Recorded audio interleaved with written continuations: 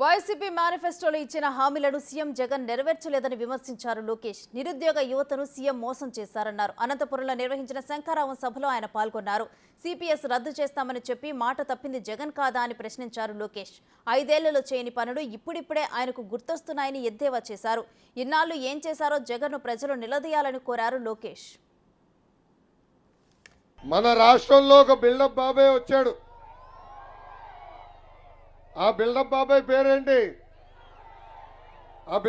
పేరేంటి? సైకో జగన్.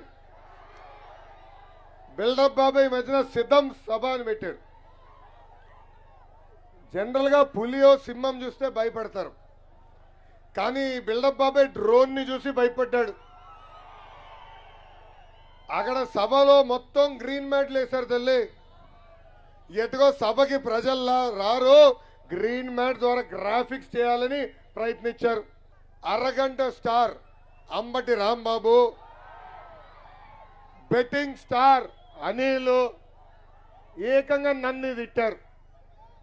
పదే పదే లోకేష్ ఒక డ్రోన్ పంపించాడు, ఖాళీ కుర్చీలు చూపించడానికి ప్రయత్నిస్తున్నారని వాళ్ళు చెప్పారు.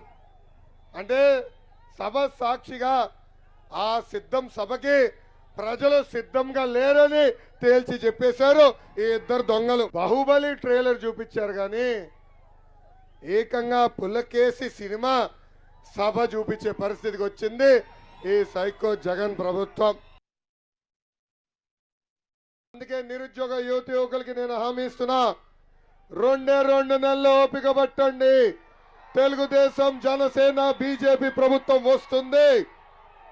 5 సంవత్సరాల్లో ప్రభుత్వ పోస్టులన్నీ భర్తీ చేస్తాం. ప్రతి సంవత్సరం డిఎస్సి తీసుకొస్తాం. ఒక పద్ధతి ప్రకారం ముందరికెళ్తామని ఈ సభాముఖంగా హామీ ఇస్తున్నా. అందుకే నిరుద్యోగ పదే ఒక విషయం చెప్పాడు. చరిత్ర ఉన్నంత వరకు ఈ సైకో ఉంటాడంట. చరిత్రలో కాదు కదా, క్రిమినల్ రికార్డ్స్ ఉన్నంత వరకు జగన్ పేరు ఉంటుంది.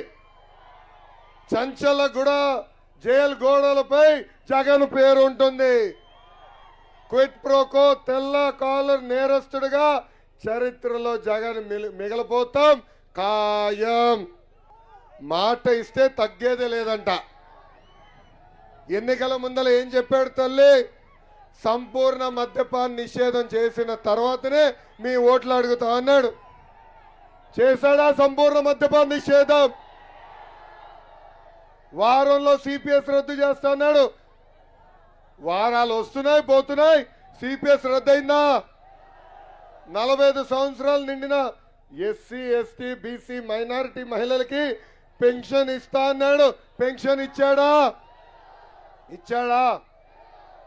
2,30,000 ప్రభుత్వ పోస్టులు భర్తీ చేస్తాను.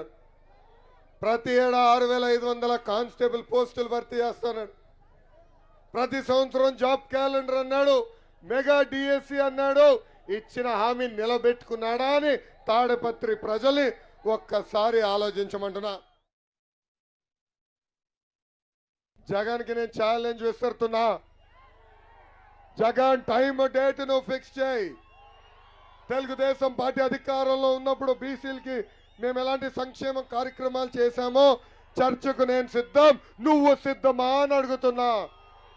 వస్తావా జగన్?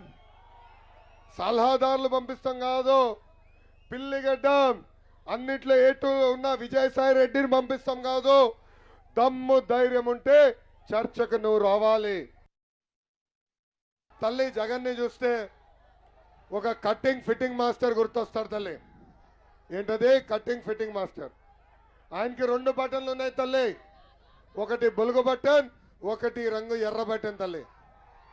బులుగు బటన్ నొక్కుతాడు తల్లి, అకౌంట్లో 10 రూపాయలు పడుతుంది. ఎర్ర బటన్ నొక్కుతాడు, అకౌంట్ నుంచి 100 రూపాయలు ఉష్ అని పోతుంది. ఎలా పోతుందో చెప్పాలి కదా. కరెంటు ఛార్జీలు 9 సార్లు పెంచి బాధుడే బాధుడు.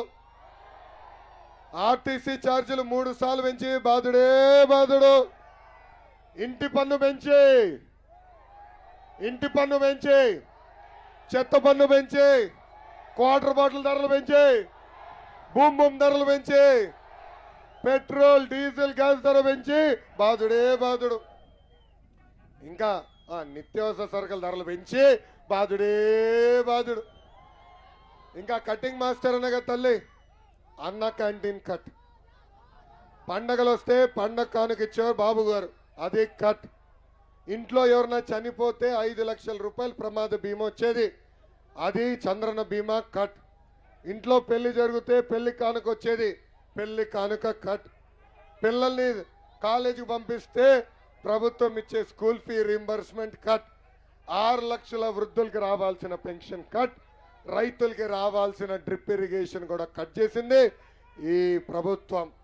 అంతెందుకు భారతదేశ చరిత్రలోనే ఏ ముఖ్యమంత్రి కట్ చేయని విధంగా 100 సంక్షేమ కార్యక్రమాలు కట్ చేశాడు ఈ సైకో జగన్. అందుకే తల్లి రెండే ఎన్నికలు వస్తున్నాయి, జగన్ ని కూడా కట్ చేసే బాధ్యత మనం తీసుకోవాలని ఈ సభాముఖంగా కోరుతున్నా.